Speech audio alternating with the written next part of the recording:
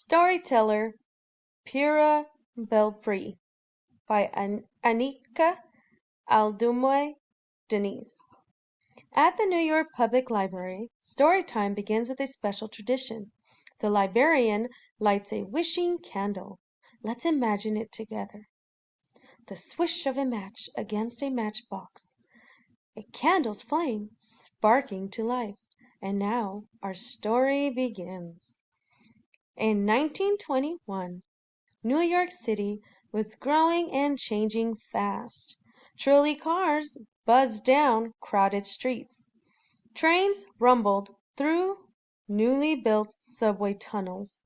Buildings stood taller than ever before. And every day, people from all over the world to live and work came to live and work in a busy boroughs of New York City. Boroughs are part of large city.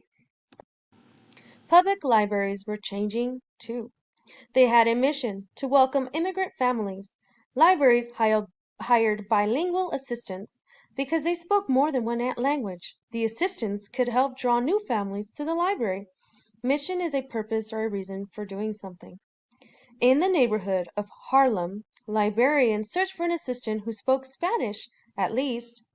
They found the perfect person, a young woman from Puerto Rico named Pura Belpre. Belpre had a talent for storytelling. She grew up in a family where someone shared a silly story or tall tale each night.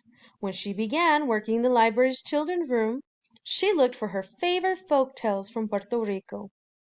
But to her surprise, the library didn't have any. Still, she wanted to share these special stories with children, especially children who had come from Puerto Rico like her. She knew that hearing familiar tales in their own language would make them feel at home.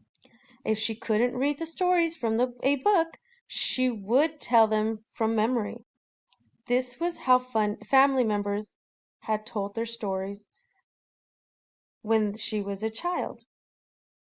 For her first story time, Belpre chose an old favorite of her grandmother's.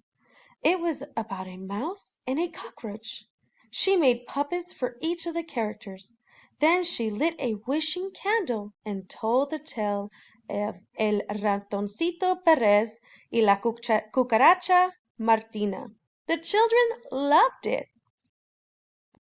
News of the librarian and puppeteer who spoke Spanish traveled through Harlem.